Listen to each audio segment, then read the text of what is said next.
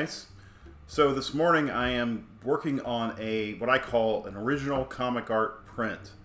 These are, well, I'm going to describe how to do this, but you can go, if you go to my eBay store, just go to eBay and type in Beyond Forward Art, you'll see some of my original comic art prints for sale.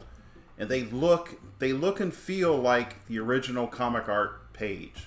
They're printed on the same quality paper as the original comic art. The print quality is super high definition, and you can even see some of the underlying pencil lines under the ink. It has the blue line template. It's a pretty cool piece, and the great thing about them is they're cheaper than buying the original. Some of my art I've long since sold, so I thought, I've got the high-res scans of a lot of this stuff. Why not create some art prints and put them out there? So that's what I do. That's part of what I do on my eBay store. I'll just give you guys a quick little tour before I get into the process of creating an original comic art print.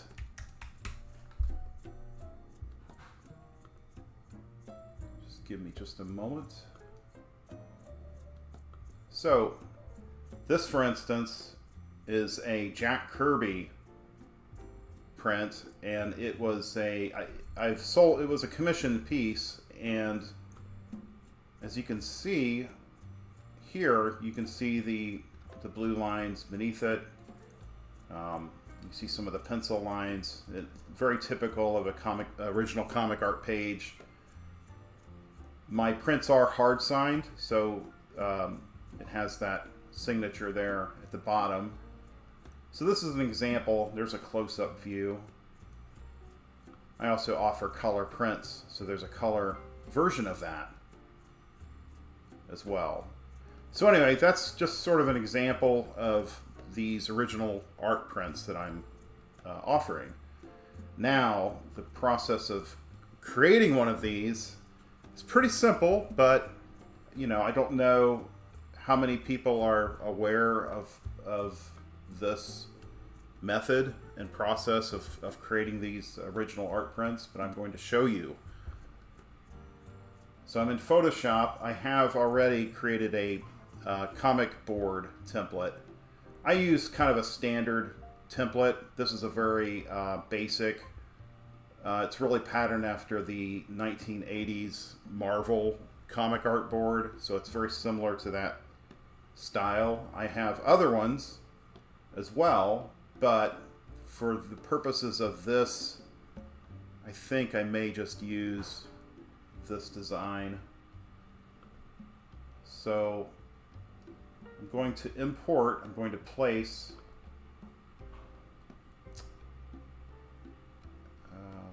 let's find it here.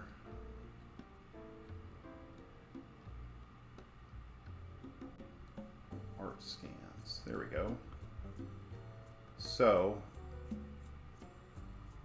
I'm specifically looking for Elvira. I have a Elvira page that I inked way back in 1994, and this was it was a tryout for the book. I don't recall really any details about it other than there's one page that I still have on file. And so what I'm doing right now is I'm placing that penciled art. Just drag this up here.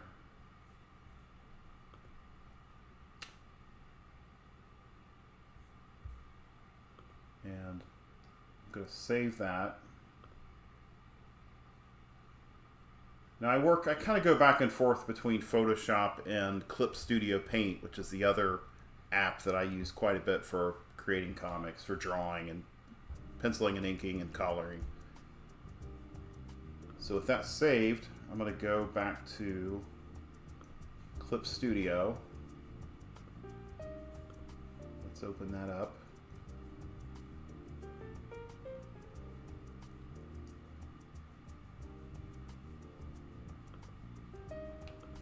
to open it up. Alright, so there's the page. And I'm just going to, I think I want to, actually I'm going to go back. I'm going to go back into Photoshop because I need to darken those pencil lines a little bit.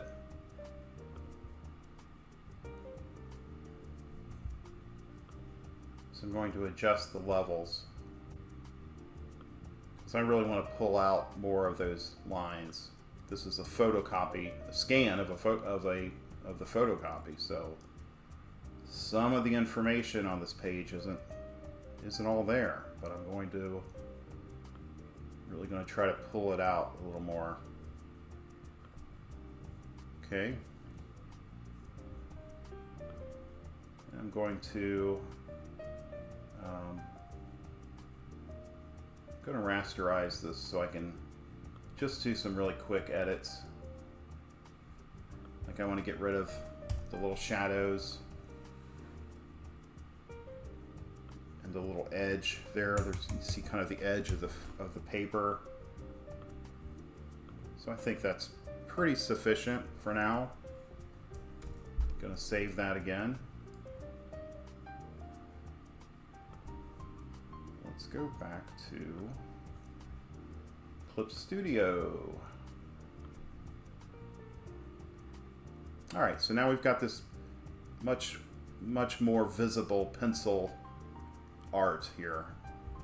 Now the really neat thing in Clip Studio is you can change the layer color, and I already have mine set to this cyan color. But it's pretty dark, right? So it's too dark. I'm going to lighten that up a bit. I just want it to have just a faint appearance.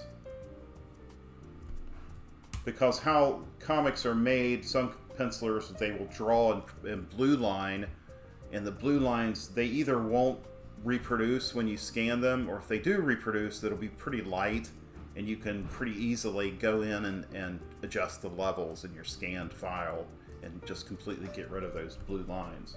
Kind of what I'm doing here. Alright, so now I'm going to import. Actually, you know what I'm going to do? Next step, I'm going to draw little grids here. I'm going to basically define the area of this page, of the border. So as you may or may not know, comics are generally drawn on a 10 by 15 area, not including any bleed areas, the bleed being the art that may extend past that and go off the edge of the printed page.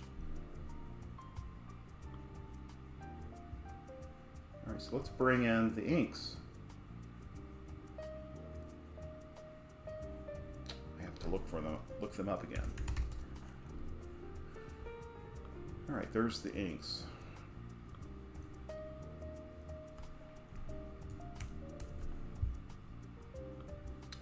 need to drag that up above the pencils. Now I'm going to scale it down quite a bit. I'm also going to change this the opacity to multiply so I can see underneath those inks.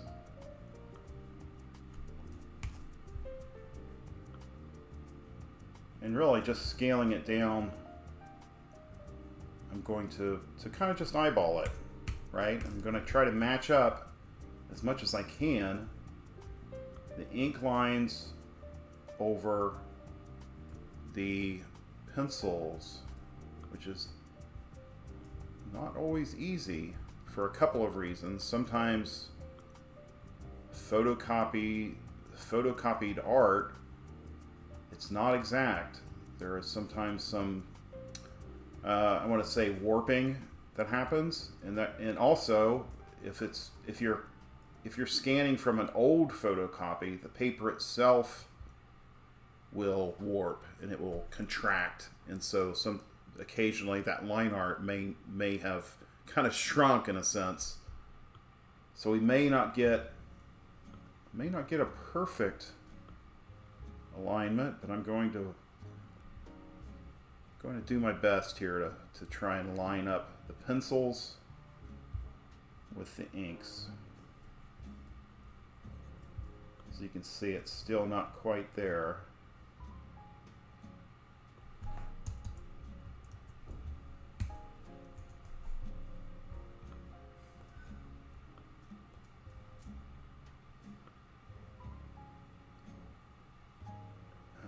I'm going to look up the penciler. His name escapes me, but I'm going to look it up here in this live stream so I can give credit to the penciler. I had to do a bit of research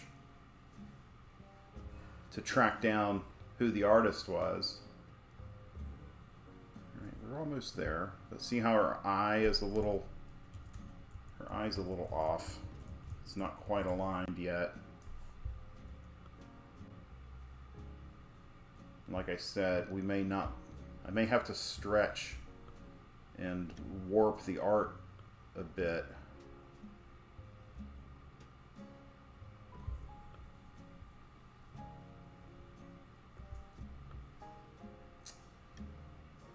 That's pretty close. I think we got it.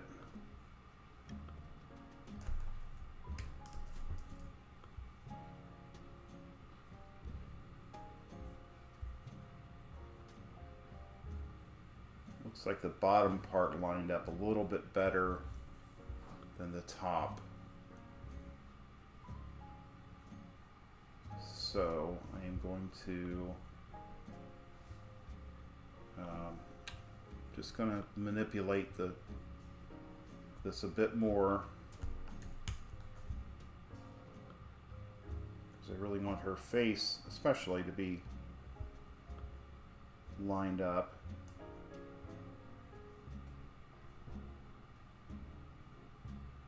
Yeah, I think that's pretty good.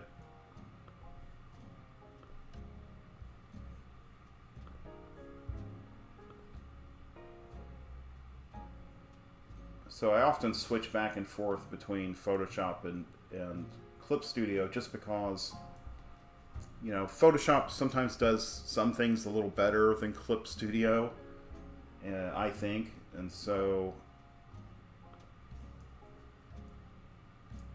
I'm going to, I think, take it back into Photoshop one more time because I want to adjust those blue lines a bit more. So let's save it again.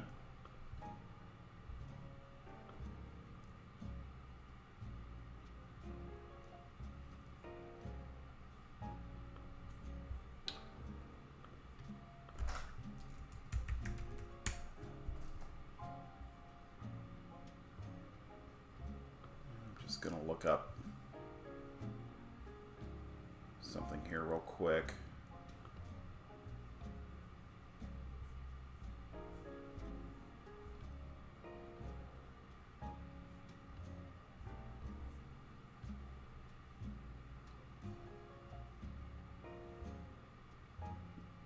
Yeah, so James Fry was the penciler for this, and I was able to track down the penciler's name, and then I contacted him and showed him the page, and he knew it, he acknowledged it was his, but he forgot. He didn't really remember where or when it was drawn or for what purpose. I don't think this was a published piece. I think it was a pitch. I ended up being the inker that tried out for it, or one of the inkers. Alright, so let's save that in Clip Studio. Now I'm going to go back to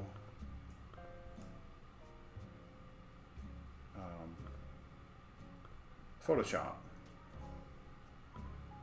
Oh, it looks like I have to wait a minute. Sometimes it takes a minute for my Photoshop to my Dropbox files to sync up. So while it's doing that, going to, I think I'm going to replace that template. I like the more modern template. And let's just grab it. I'm going to grab it from a file that I know I have.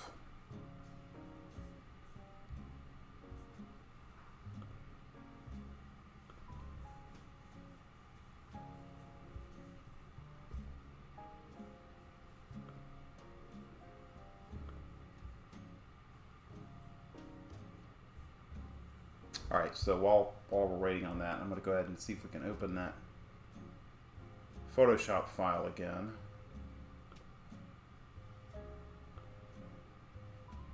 Here we go.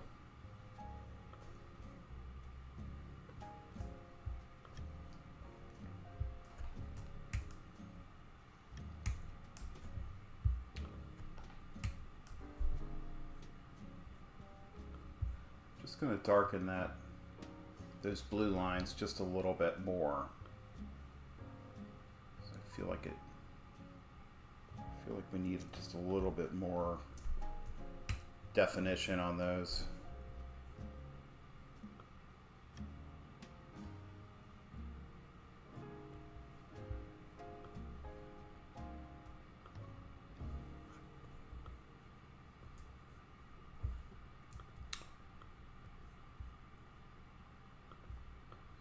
I'm going to adjust the size a bit on this as well.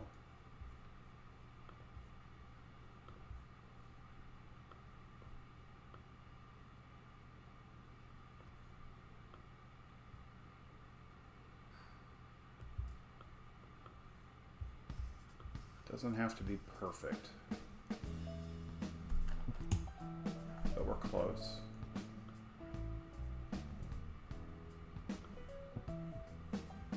And then the last thing, I'm going to sharpen up these black lines a bit.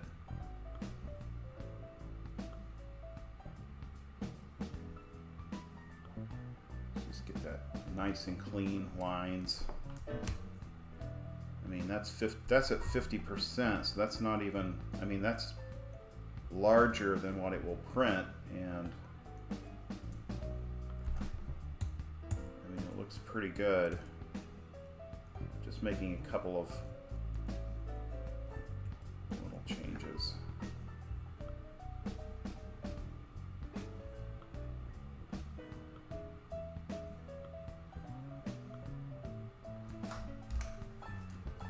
The only thing that bothers me is, like I mentioned, sometimes an old photocopy, the paper itself will contract a little bit. So I'm just going to make some manual adjustments here to those lines in this section here. Same here. I'm going to just chop it out and replace it so it's a little more accurate and matches up better with the inks.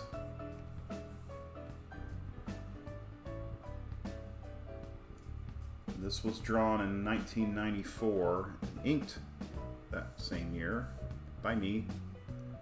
James Fry is the penciler.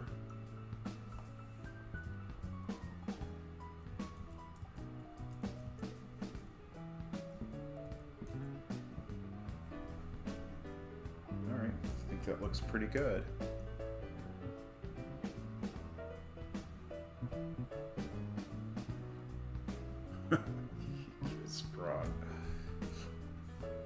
Supposed to be family friendly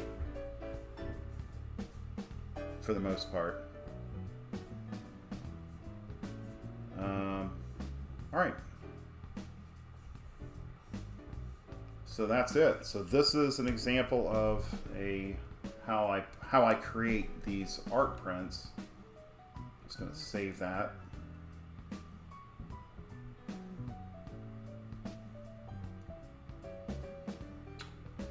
let's get ready to print this thing.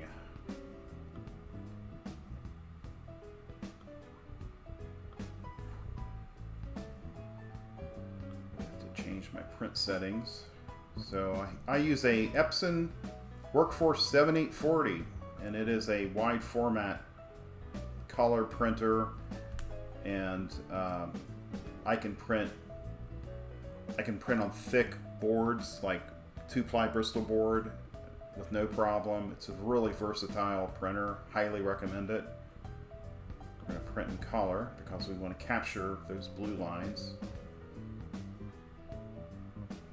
Looks like I already have it selected. We're going to feed it from the rear tray. It's set to heavyweight paper already. And then we're going to just get it scaled. Oh, I got to change the paper size. We're going to change it up to 11 by 17.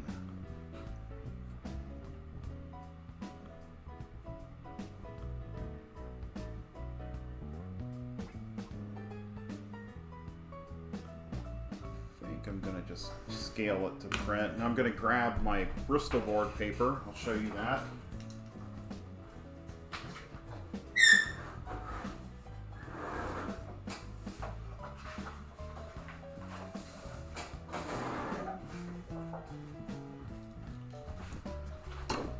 Two-ply Bristol, 11 by 17.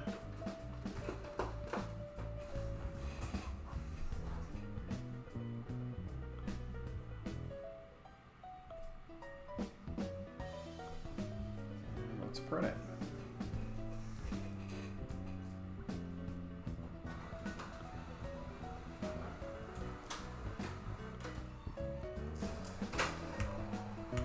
But this was just one of many projects that I have saved and just kind of forgot about really for years, but lately I've been selling a lot of the archived art that I have on file. There's a couple of other examples. This one was a nice one. This is a Gene Colan Dracula. Pencils by Gene Colan. My inks. I have hard signed it. And the thing about these, I try to make them very clear. These are art prints. I even write on the art that it is an art print. And I do that just because they do really look almost identical to the original art. I also have a color print as well for this one.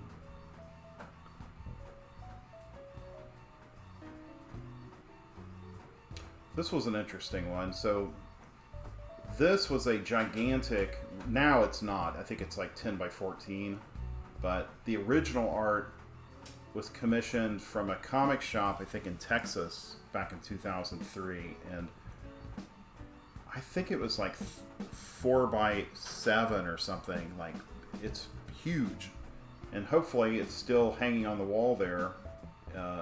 But I did scan the art in I think 4 pieces and spliced them together in Photoshop. So it's kind of cool. It's very super detailed because it was so gigantic when I originally drew the thing. So that's just another example of one of the art prints. All right, let's take a look. So this is the Elvira page. That's the art print. And I think it turned out pretty nicely. And that's it. That's how you do it. That's how I do it. Hope you enjoyed this little tutorial of my process of creating these, what I call original comic art prints. And if you are interested in purchasing one, I do have many on sale right now in my eBay store. The prices are really good. Like the Secret Wars one, for instance, is $45 for a signed, looks almost identical to an original art page. So I hope you take a look there, and hope you enjoyed this little tutorial.